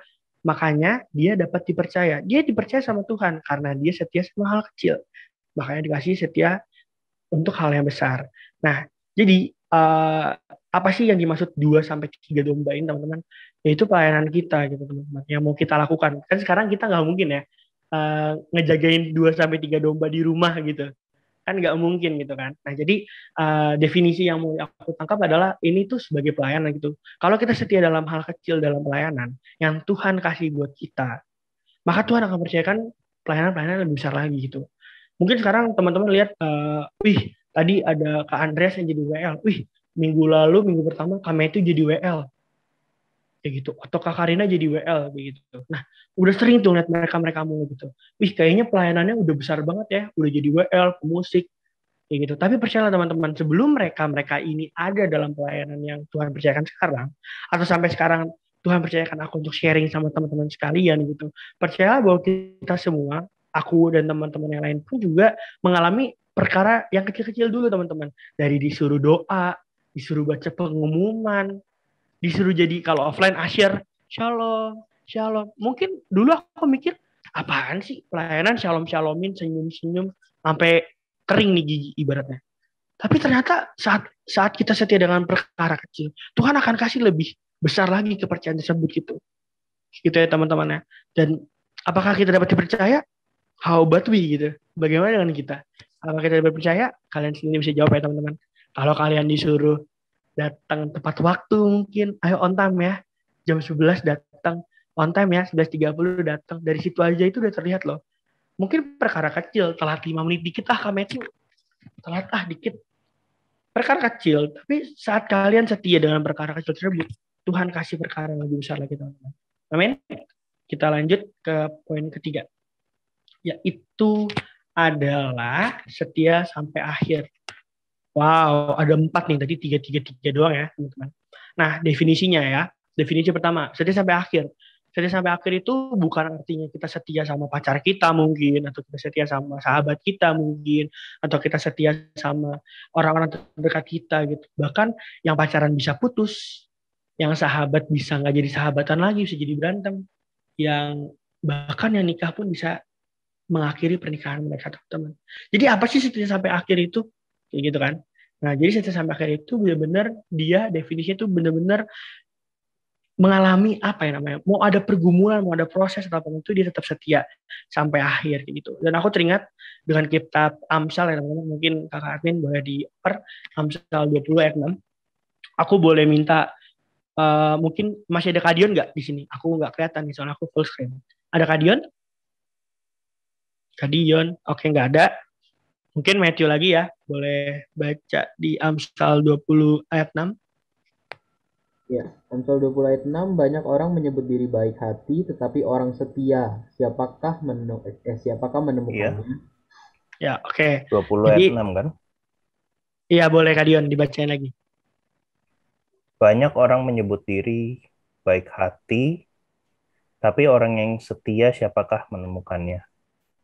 Ya, itu dia. Benar banget. Jadi aku ulang lagi ya teman-teman ya. Banyak yang menyebut dirinya baik hati, tetapi orang yang titik, siapakah yang dapat menemukannya? Titik-titik itu tadi apa sih jawabannya? Setia. Wow, coba kalian pahami baik-baik ya. Banyak yang menyebut dirinya baik hati, Tetapi orang yang setia, siapa sih yang dapat nemuinnya? Itu ayat Alkitab, teman-teman. Berarti apa ya? Orang yang setia ini benar-benar susah gitu loh. Setia itu susah banget. Tapi yang terjadi, Aristarkus setia sama Paulus. Jadi itulah yang akhirnya membuat poin Aristarkus ini benar-benar menjadi orang di balik layar kesuksesannya Paulus. Karena setia itu susah banget, teman. Makanya kenapa aku ajak kalian untuk baca di Amsal 20 ayat 6. Kita langsung lanjut aja ke ayat berikutnya di Kisah Para Rasul 27 ayat 1 sampai 2. Boleh dioper ke chat. Oke, teman-teman bisa lihat di chat ya, udah dioper sama admin. Dan aku mau untuk baca gantian lagi kita teman-teman ya, soalnya ini penting. Jadi mungkin Matthew boleh dibaca lagi dari ayat 1 baru ditunjuk lagi. Boleh, Matt? Kisah Para Rasul 27 ayat 1. Kisah Para Rasul 27 ayat 1, setelah diputuskan bahwa kami akan berlayar ke Italia, maka Paulus dan beberapa orang tahanan lain diserahkan kepada seorang perwira yang bernama Julius dari pasukan Kaisar. Yang ayat 2-nya yang belum ya. Felix. Oke, Felix ayat 2 boleh dibantu? Kami naik ke sebuah kapal dari Adramitium yang akan berangkat ke pelabuhan-pelabuhan di sepanjang pantai Asia. Lalu kami bertolak. Aristarkus, seorang Makedonia dari Tesalonika, menyertai kami. Thank you ya buat Matthew dan Felix. Nah, baca ya di Kisah Para Rasul dan tekanin di ayat 2. Aku bacain lagi ayat 2. Kami naik ke sebuah kapal dari Adramitium yang akan berangkat ke pelabuhan-pelabuhan di sepanjang pantai Asia. Lalu kami bertolak. Aristarkus, seorang Makedonia dari Tesalonika, menyertai kami. Sisa siapa tuh? Dari sebanyak orang, Gaius, Timotius, siapa lagi tuh namanya susah. Sisa Aristarkus. Jadi dari setelah perjalanan yang begitu panjang, di Alkitab tertulis bahwa sisa Aristarkus saja yang menemani Paulus sampai akhir, teman-teman. Jadi definisinya adalah si Aristarkus ini benar-benar setia sampai akhir, teman-teman. Jadi di sini jelas ya, Alkitab tuh itu adalah benar-benar sumber yang valid banget itu. Jadi Aristarkus menemani dia untuk pergi naik ke sebuah kapal. Jadi aku ceritain dikit aja. Ceritanya si Paulus ini tuh tadi kan di awal Paulus ini kan memberitakan Injil di Efesus. Habis itu dia diteriakin sama orang-orang Efesus karena orang-orang Efesus gak suka nih sama si Paulus untuk memberitakan firman Tuhan. Akhirnya dia ini tuh mau ditangkap nih teman-teman. Jadi ditangkap tuh. Jadi ditangkap lalu akhirnya dia kabur pergi ya kan, kabur dari penangkapan itu. Tapi singkat cerita ini orang ketangkep gitu. Orang ketangkep dan akhirnya dia mau diadili di Roma. Jadi dari kota Efesus dia mau diadili di Roma. Roma ini kayak kalau di sini tuh kayak pengadilan tingginya gitu loh. Kayak si Paulus ini kayak naik banding. Kan aku cuma memberitakan firman Tuhan, aku mau naik banding dong. Jadi akhirnya diantarlah sama penduduk Efesus ke kota Roma untuk diadili pada saat itu. Nah, jadi setelah kayak gitu, Paulus itu pun ditemani. Lagi-lagi dia ditemani oleh yang namanya Aristarkus. Padahal dia memberitakan Injil, teman-teman. Tapi tetap aja gitu dia ditangkap dan lain-lain. Dan Paulus tuh, aku mau nanya deh ke teman-teman, mungkin kita berpikir ya teman-teman, mungkin kakak-kakak bisa bantu aku juga. Coba kita berpikir, kira-kira Paulus tuh bisa nggak sih dalam perjalanan di kapal nih, ceritanya nih lagi di kapal nih, nggak tahu ya aku bunyi kapal gimana, mungkin gitu, aku nggak tahu lah, pokoknya jalan lah nih kapal gitu, bareng sama Aristarkus. Tiba-tiba Paulus berdoa, bisa nggak kira-kira Paulus berdoa gitu? Tuhan Yesus, tolong dong Tuhan Yesus, aku mau selamat dari orang-orang ini gitu. Terus ting, dia ngilang. Bisa nggak? Bisa aja gitu sebenarnya.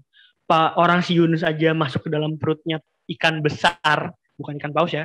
Si Yunus aja masuk ke dalam perutnya ikan besar aja bisa kok selamat. Harusnya bisa aja dimakan tuh mati tuh si Yunus ibaratnya kayak gitu kasarnya. Tapi dia masih bisa selamat. Bisa nggak? Perkara cuman dari kapal, dia bebas dari kapal itu. Bisa aja dia minta sama Tuhan untuk doa seperti itu. Kenapa bisa? Karena dia satu-satunya orang yang pertobatannya dia itu benar-benar tatap muka langsung sama Tuhan, teman-teman. Jadi dia mengalami perjumpaan dulu sama Tuhan, bertemu muka dengan muka, baru dia mengalami yang namanya pertobatan. Kalian tahu kan, namanya Paulus itu dulu bukan Paulus loh, teman-teman.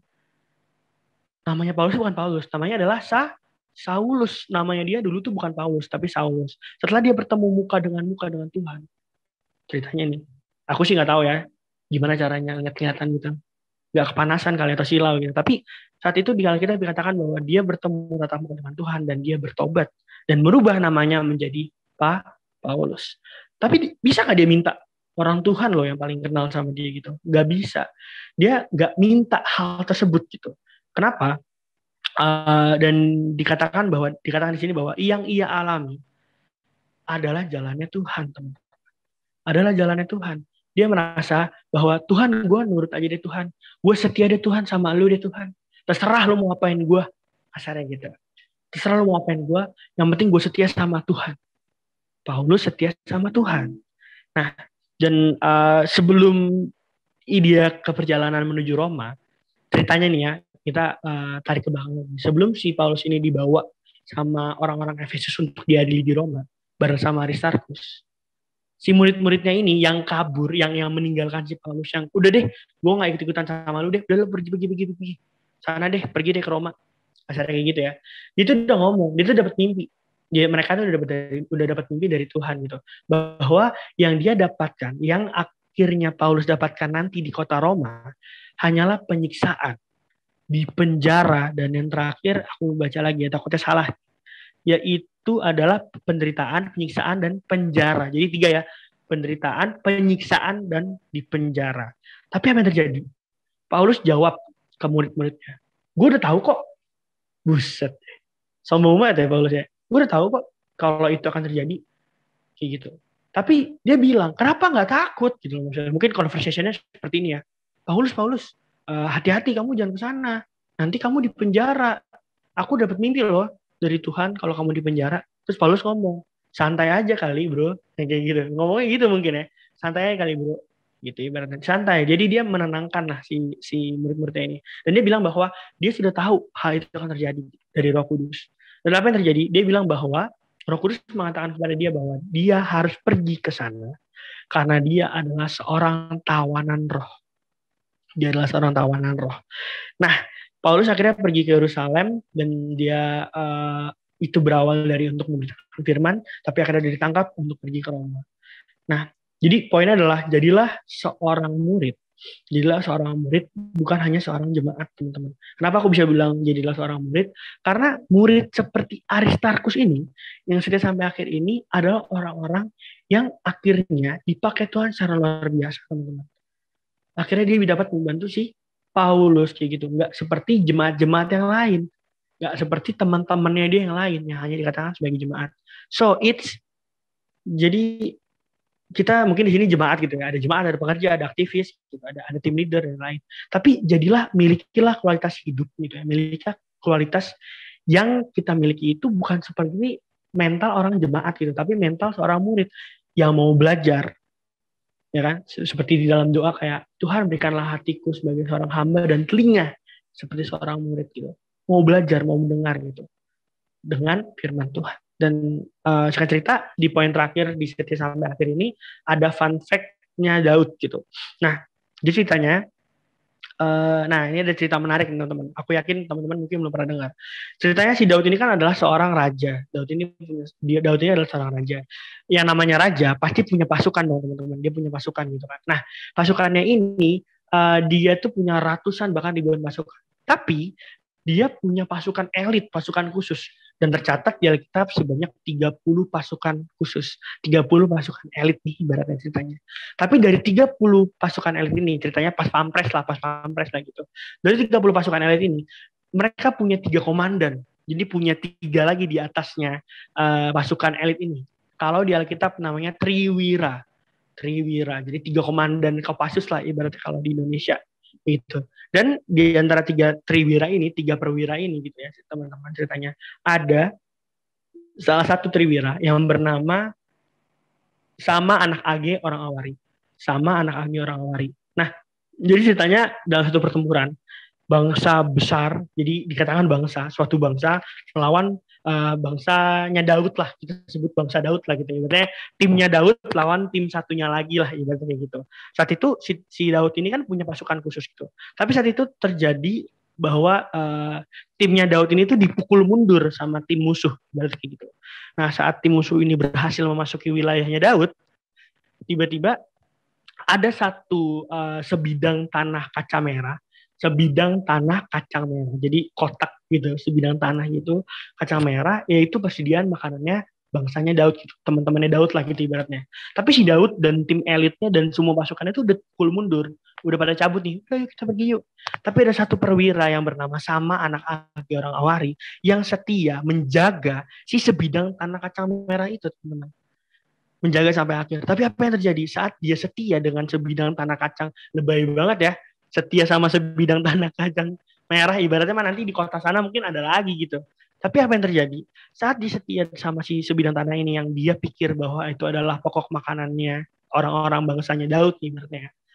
Yang terjadi adalah Tuhan menyertai jadi dia, si Triwira ini menang gitu, si perwira ini menang, satu orang ini menang melawan ratusan bahkan ribuan pasukan dari tim musuh, teman-teman. Karena dia setia untuk menjaga hal kecil itu, teman-teman. Kalian nanti teman-teman bisa baca lagi di Alkitab, kalian konfirmasi perkataan aku, nanti aku kasih ayatnya, gitu. Tapi itu yang terjadi, itu benar-benar terjadi. Dengan gagahnya, si Sama anak Agi orang Awari menang melawan pasukan musuh. Padahal tim elitnya ini udah mundur loh, tim elitnya Daud gitu. Dan apa yang mau kita maksudkan? Apa sih? Maksudnya apa gitu? Kita harus jaga tanah kacang merah? Enggak gitu. Sebidang tanah kaca merah itu adalah hal kecil, balik lagi. Itu mungkin kecil ya di mata Tuhan, di mata kita, apaan sih? Ngapain sih dijaga? Tapi apa yang terjadi saat kita setia sama hal kecil, kita setia sama hal kecil, Tuhan pasti menyertai kita, teman-teman. Bahkan di situ katakan bahwa ia menang melawan ratusan sampai ribuan bangsa musuh, teman-teman. Kayak gitu ya. Jadi itu poinnya bahwa di fun fact Daud ini, kita harus menjadi orang yang setia sampai akhir. Oke, kita lanjut ke poin terakhir dalam pemberitaan firman kita hari ini, yaitu sebagai sumber penghiburan. Mungkin boleh kakak-kakak dibaca, kita buka di Kolose 4 ayat 10 sampai 11. Oke, thank you. Aku langsung baca aja ya biar cepat ya. Kolose 4 ayat 10. Salam kepada kamu dari Aristarkus, temanku sepenjara, dan dari Markus, kemanakan Barnabas. Tentang dia kamu telah menerima pesan. Terimalah dia dan apabila dia datang kepadamu. Dan dari Yesus yang dinamai Yustus, hanya ketiga orang ini dari antara mereka yang bersunat, yang menjadi temanku sekerja untuk kerajaan Allah, mereka itu telah menjadi penghibur bagiku. Ya, jadi poinnya adalah sebagai sumber penghiburan. Nih, kalian baca ya di ayat 10 ya. Salam dari Aristarkus kepada temanku sepenjara. Jadi intinya di sini nama Aristarkus lagi loh yang muncul. Jadi intinya si Paulus sama Aristarkus ini ternyata di penjara. Mereka di penjara. Bener nih kata murid-muridnya si Paulus. Paulus yang lu dapet di sana cuma penjara. Bener kejadian. Ditangkap mereka. Ini di Kolose 4 tertulis kok bahwa mereka si Aristarkus beserta Paulus ada di penjara. Tapi apa yang terjadi di ayat 11? Dia mengatakan bahwa Aristarkus menjadi sumber penghiburan bagiku. Sumber penghiburan bagi Pak Paulus yang di penjara. Kayak gitu. Apa sih sumber penghiburan yang dimaksud? Apakah si Aristarkus ngelawak-ngelawak? Paulus, kita berapa lama lagi ya di penjara? Nggak gitu ya, teman-teman. Tapi dia dikatakan di bahasa Yunaninya adalah definisinya paregoria. Di poin kiri bawah, paregoria. Apa sih paregoria? Paregoria adalah bantuan yang menguatkan. Mungkin masih ada Keja, P6 di sini. Mungkin kalau kamu belajar di STW gitu ya, coba dibaca paregoria bagiku. Aristarkus telah menjadi paregoria bagiku. Wih, keren tuh kan bahasanya. Nanti rame nih di ITS nih. Paregoria. Oke. Jadi dikatakan di situ bahwa dia menjadi sumber penghiburan, menjadi bantuan yang menguatkan buat Paulus. Teman-teman. Jadi Aristarkus di sana nggak jadi beban, tapi menjadi sumber kekuatan. Gile. Paulus kurang jago apa sih Paulus? Perjumpaannya dengan Tuhan, sapu tangannya dia bisa menyembuhkan orang sakit. Tapi dia berterima kasih sama Aristarkus karena menjadi sumber penghiburan bagi dirinya, teman-teman. Padahal Aristarkus ini murid Yesus juga bukan, tokoh terkenal juga bukan. Tapi apa terjadi? Dia menemani Paulus sampai akhir, teman-teman. Dan dia menjadi kekuatan yang membantu untuk Paulus. Dan saat Aristarkus berhasil menjadi paregoria, paregoria bagi si Paulus, aku mau nanya, bagaimana dengan kita, teman-teman? Apakah saat ini kita telah menjadi kekuatan yang baru bagi teman-teman yang lain? Apakah kita menjadi kekuatan yang baik bagi teman-teman yang lain? Apakah kita menjadi sumber penghiburan bagi teman-teman yang lain? Bantuan yang menguatkan bagi teman-teman lain? Atau malah jadi batu sandungan buat teman-teman yang lain? Coba dipikirin deh. Dan fun fact-nya, kalian mungkin nggak asing ya dengan firman ini gitu ya, bahwa berita Injil harus tersebar. Jadi beritakanlah Injil tersebar sampai ke ujung bumi. Sampai ke ujung bumi. Wih, ujung bumi itu di mana sih, Kak? Orang bumi itu bulat, orang bumi itu oval, orang bumi itu bundar. Oh, apa dah tuh bahasanya ya? Ibaratnya kayak gitu. Tapi ujung bumi itu di mana sih? Ujung bumi itu bukan artinya pergi ke ujung dunia sampai ujung dunia. Tapi yang dikatakan itu adalah ujung bumi itu definisinya adalah orang-orang yang belum mengenal Tuhan. Kota Efesus dan kota Roma adalah kota dengan penduduk yang tidak mengenal Tuhan. Dan saat itu Paulus sampai di kota Roma. Dan saat Paulus di penjara, justru Tuhan bekerja secara luar biasa untuk membuat orang-orang di Roma mengenal Tuhan Yesus. Mengenal Tuhan, bukan Tuhan Yesus ya. Mengenal Tuhan. Siapa sih Tuhan itu? Jadi justru malah karena Paulus ditawan di sana, dengan tadi tawanan roh ya, justru karena Paulus itu dipenjara di sana, justru malah firman Tuhan tersebar sampai ke ujung dunia dan ujung bumi, teman-teman. Ya, kayak gitu. Dan aku mau lanjut ke slide berikutnya. Di sini ada foto. Mungkin kalian ada yang kenal yang namanya Sarah Gilbert, teman-teman.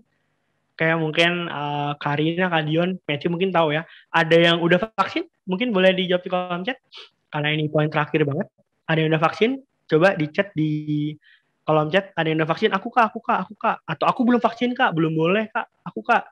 Kita coba aku bacain ya di chat ya. 3 kali. Wow. Oke. Ada yang vaksinnya Astra? Kayaknya Sinovac semua nih kayaknya ya, teman-teman. Oke. Sarah Gilbert, pembuat vaksin AstraZeneca yang tak mau cari untung dari penjualan vaksinnya. Kenapa itu? Kita cek di slide berikutnya. Ini ada satu video, teman-teman tolong kasih tahu ke aku kalau suaranya nggak ada ya, tapi nanti infoin aja, oke? Mari kita lihat. Sarah Gilbert yang bergelar profesor itu melepaskan semua hak paten atas namanya supaya vaksin itu bisa dijual murah ke seluruh dunia. Meski apa yang dia lakukan gak banyak dikenal orang. Apalagi Sarah Gilbert juga bukan seorang selebriti ya yang senang tampil di hadapan publik. Tapi ada beberapa orang yang ingin dunia mengenal siapa Sarah Gilbert. Penyelenggara pertandingan tenis Wimbledon di Inggris mengundang Sarah untuk datang menyaksikan pertandingan. Pertandingan itu sendiri dihadiri oleh ratusan orang dengan tidak menerapkan social distancing dan tanpa masker ketika menonton di dalam. Tapi ada syaratnya untuk nonton, yaitu penonton harus sudah divaksin minimal 2 kali. Dan penonton di dalam stadion itu sudah menerapkan herd immunity dengan saling berinteraksi satu sama lainnya.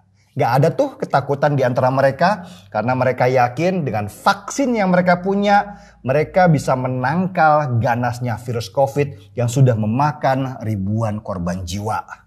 Dan penyelenggara pertandingan Wimbledon itu pun menempatkan Sarah Gilbert di kursi kehormatan, lalu tanpa sepengetahuan Sarah mengumumkan ke penonton lainnya kalau di antara mereka sekarang ada penemu vaksin yang menyelamatkan mereka semua dan menjadikan pertandingan tenis ini bisa berlangsung tanpa ada ketakutan. Penonton kemudian bertepuk tangan memberikan penghargaan dan penghormatan kepada Sarah Gilbert, orang yang selain berjasa juga punya sisi kemanusiaan yang tinggi dengan tidak mengambil keuntungan dari musibah. Berita itu kemudian mendunia dan orang pun akhirnya kenal siapa Sarah Gilbert tanpa dia harus menunjukkan siapa dirinya dan apa yang dilakukannya. Lihat, Tuhan menunjukkan siapa pahlawan dalam musibah ini dengan caranya. Supaya kita belajar untuk membumi dan tidak selalu berharap materi atas apapun yang kita. lakukan. Oke, mungkin teman-teman nggak kelihatan, sebentar ya. Mungkin teman-teman nggak kelihatan, atau tadi terdengar nggak sih? Nggak terdengar ya? Berarti. Kecil, tapi ada. Oke, nah, jadi poinnya adalah, aku langsung ceritain aja. Poinnya adalah si Sarah Gilbert ini, ceritanya itu dia nggak mau terlihat, dia mau ada di balik layar aja atas vaksin AstraZeneca ini atau vaksin Astra ini, kayak gitu. Dan makanya kenapa di Indonesia Astra itu lebih murah, jauh lebih murah ketimbang vaksin Sinovac, teman-teman. Nah, yang terjadi kenapa vaksin Sinovac itu, kenapa Astra ini murah? Ternyata yang terjadi adalah karena pemilik atau penemu dari AstraZeneca ini, yaitu Sarah Gilbert ini, melepaskan hak patennya supaya tidak mencari keuntungan bagi dirinya sendiri, teman-teman. Itu ya. Nah, sebenarnya di sini ada video kedua. Remas tangan ke kiki. Terus, remas. Terus, coba. Yang keras. Oke, sekarang kiki. Remas. Oke, sudah. Sekarang dua-duanya. Remas. Oke, udah tenang? Sudah tenang. Tarik nafas dulu. Sekarang tarik nafas. Lagi. Udah. Mundur, jatuh tadi. Ya Pak Ruki. Sudah Kak. Kita ke situ. Pindah sebelah. Ya. Pindah sebelah. Oke, jadi intinya yang video kedua adalah tentang vaksinasi. Ceritanya ada orang autism, jadi atau orang anak autis ini mau divaksin ceritanya. Dan saat itu orang-orang divaksinasi itu bingung. Lah, gimana caranya mau vaksin orang autis? Kayak gitu ya. Jadi kan vaksin sekarang yang dikenal sama teman-teman ini dua pembahasan vaksin di terakhir. Vaksin yang kalian kenal itu kan pasti kan kayak vaksin, oh iya nih, yang pasti di highlight tuh pasti vaksinnya jenis apa, bagusan yang mana, para tenaga kesehatan yang keren-keren dengan gagah menyuntikkan 1 juta dalam sehari. Kayak gitu. Yang dipuji-puji itu ya, yang dipuji-puji itu. Tapi sadar nggak sih ada 2 orang seperti satu Sarah Gilbert dan satu yang lagi itu namanya Kak Kiki, yang mereka bekerja di balik layar untuk tercapainya vaksinasi itu secara sukses gitu teman-teman. Jadi bayangin kalau anak autis kayak tadi gitu-gitu ya, dia Kak Kiki itu tuh adalah orang yang menenangkan orang autis itu supaya bisa mau divaksin gitu teman-teman. So mungkin itu hal yang tidak terlihat oleh media, tidak terlihat oleh banyak orang gitu ya. Kalau Sarah Gilbert ketahuan media karena orang-orang itu dia dipuji di stadion sebesar itu gitu teman-teman. Kayak gitu ya. Tapi beda dengan Kak Kiki ini, dia mungkin hanya dikenal di TikTok. Aku nggak tahu ya, mungkin ini udah lewat di FYP kalian apa belum ya teman-teman. Kayaknya sih udah atau mungkin juga belum. Dan si Kak Kiki ini tuh dia membantu, akhirnya dia merelakan dirinya untuk membantu teman-teman autis yang mau divaksin di Indonesia untuk dibantu oleh dia. So poinnya apa sih? Ini adalah poin terakhirnya ya. Jadi terakhir kita adalah what should we do teman-teman? Apa yang harus kita lakukan gitu? Dan yang harusnya kita lakukan adalah satu, kita harus memiliki prinsipnya si Aristarchus gitu. Milikilah 4 prinsip tersebut. Yang pertama adalah tahan banting. Yang kedua adalah dapat dipercaya. Ketiga setia sampai akhir. Yang keempat adalah sumber penghiburan. Terus apa hubungannya sama video tadi, Kak? Ya itu dia. Baik lagi, Aristarchus tadi itu dia setia sampai akhir. Aristarchus ini benar-benar bareng sama Paulus sampai akhir. Dia adalah orang di balik layar kesuksesan Paulus. Itu poinnya. Dia adalah orang di balik layar kesuksesan Paulus. AstraZeneca bisa ada di dunia saat ini karena ada orang di balik layarnya. Itu siapa? Yaitu Sarah Gilbert. Vaksinasi orang autis terjadi di Indonesia sukses sekarang. Kenapa? Karena ada Kak Kiki. Ada orang-orang di balik layar hal tersebut. Kayak gitu.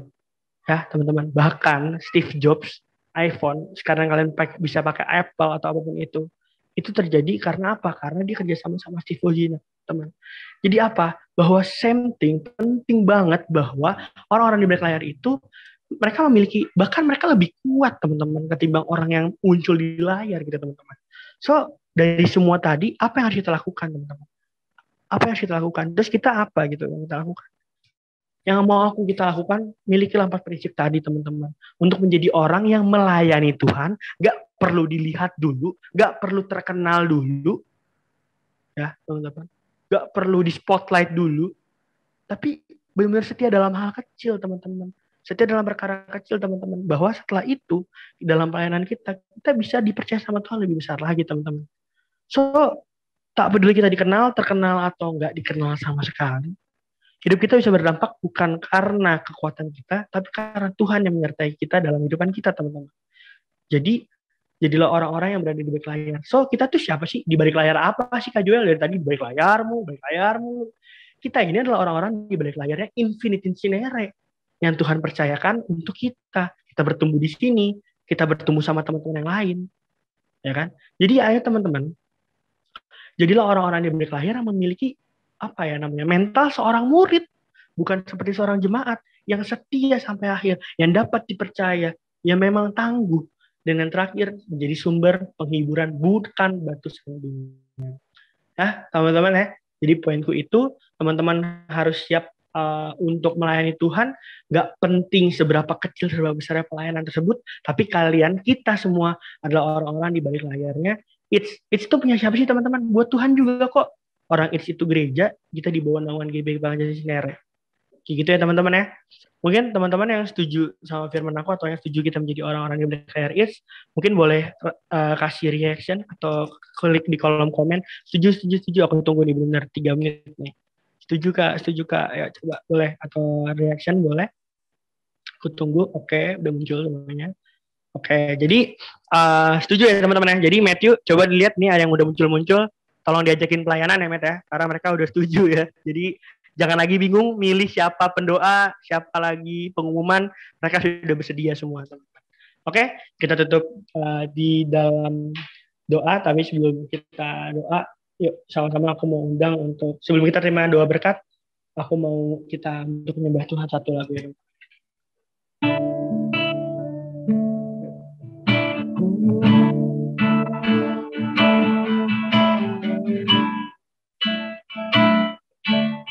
Benar Tuhan, biarlah Tuhan hanya nama-Mu yang ditinggikan ya Tuhan. Biarlah kami menjadi orang-orang di balik layar. Biarlah segala kemuliaan hanya bagi nama-Mu. Terima kasih.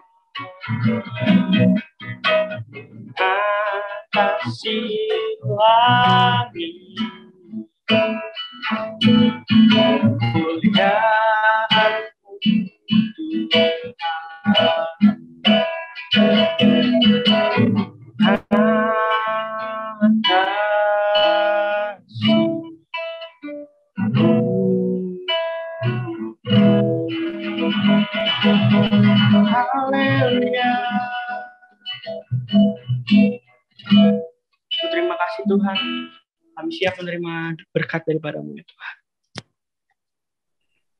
Mari teman-teman semua kita angkat tangan kita. Tuhan, apa-apa di surga Tuhan, di sini semua kami berkumpul Tuhan bersama-sama Tuhan, karena kami percaya Tuhan Engkau juga hadir di sini bersama-sama kami Tuhan. Sekarang Tuhan kami meminta berkat daripadamu Tuhan. Dan biarlah Tuhan firman yang telah diberikan hari ini Tuhan melalui teman kita Joel Tuhan bisa terserap Tuhan dalam kehidupan kami Tuhan, bisa kami implementasikan Tuhan dalam segala yang kami kerjakan Tuhan dan kami lakukan Tuhan. Biarlah Tuhan kami semua Tuhan menjadi orang-orang yang tahan banting Tuhan, dapat dipercaya Tuhan, setia sampai akhir, dan bisa menjadi sumber pengharapan Tuhan bagi kemuliaan nama Engkau Tuhan. Ya Tuhan, saya juga mau berkati Tuhan dan teman kita Joel Tuhan, biar Engkau Tuhan beri Tuhan lebih lagi Tuhan berkat Tuhan dan penyertaan daripadamu Tuhan dalam segala pelayanannya Tuhan, dalam keluarganya Tuhan dan sekolahnya Tuhan. Saya juga berdoa Tuhan untuk kita semua, untuk teman-teman yang lainnya Tuhan, supaya kami semua Tuhan juga menerima penyertaan daripadamu Tuhan. Hingga minggu depan Tuhan kita bertemu lagi Tuhan. Kau yang lindungi, Kau yang jaga kami semua Tuhan, baik di keluarga kami Tuhan, sekolah kami dan pekerjaan kami Tuhan. Kami juga mau sekarang kami mau minta berkat daripadamu Tuhan. Terimalah berkat tak berkesudahan dari Allah Bapa dan penyertaannya dari sekarang dan bahkan sampai selama-lamanya. Kita semua yang percaya sama-sama katakan Amin. Amin. Haleluya. Terima kasih untuk Joel dan Kadian tadi ya ending. Jadi ingat ya teman-teman, tadi ada 4 statement, ada 4 poin yang harus kalian terapkan dalam hidup kalian. Tapi yang paling penting adalah ingat bahwa orang untuk menjadi dampak itu nggak harus jadi terkenal gitu. Dari tokoh yang tadi Joel yang kita pelajari tadi ya bareng sama Joel juga, itu berarti bahwa ya orang-orang yang di balik layar pun, kayak misalkan taruhlah film pun orang di balik layar kita nggak tahu, tapi mereka yang buat, istilahnya mereka juga bisa menjadi dampak untuk kita yang nonton juga, wah fun, wah ini gitu ya. Jadi teman-teman jangan takut untuk kalau mau berdampak atau mau menjadi berkat untuk orang lain, itu mulai dari perkara-perkara kecil dulu gitu teman-teman ya. Oke, itu aja teman-teman untuk hari ini. Mau pengumuman deh dikit 4 lagi ya. Tadi minta tolong untuk oke. Yang pertama untuk minggu depan jangan keliru, minggu depan itu tidak ada ibadah ya. Jadi digabung dengan ibadah raya ya di jam 10 ibadah raya. Tanggal berapa tuh? Tanggal 5 ya. Ibadah raya tanggal 5 minggu pertama jam 10, kita balik lagi tanggal 12 September ya, teman-teman. Jadi di situ nanti siap-siap semuanya dengan ini yang baru, ajakin lagi teman-temannya dan lain-lain. Lalu yang kedua adalah ya prayer request, teman-teman yang mau didoakan, yang rindu untuk dibantu untuk segi apapun lah ya, bisa cerita-cerita ataupun curhat, itu bisa langsung ke IG kita, ada question box, kalian isi di situ aja teman-teman ya. Oke, yang terakhir yang ketiga adalah persembahan. Jadi kalau teman-teman mau memberikan persembahan, bisa langsung transfer nih ke rekening ada di sebelah ya kan, terus atau ke KP51 atau scan QR code juga bisa. Nah yang terakhir jangan lupa lagi untuk isi absensi ya. Dari tadi sih nggak ada yang chat ya untuk perihal absensi, jadi saya harap semuanya pada isi ya, jadi aman semua nih absensinya. Oke, sampai jumpa lagi teman-teman tanggal 12. Jangan lupa ya kita foto dulu sebelum kita selesai. On cam yuk semua teman-teman, biar kita foto bisa di post di IG. Oke, yuk. Bye-bye ya. 3, 2, 1. Sekali lagi. 1, 2, 3. Oke, thank you semuanya untuk hari ini. Jangan lupa kita ketemu lagi tanggal 12 September ya. Selamat hari Minggu, Tuhan Yesus memberkati semuanya. Bisa langsung live aja ya untuk kalian. Thank you all, God bless.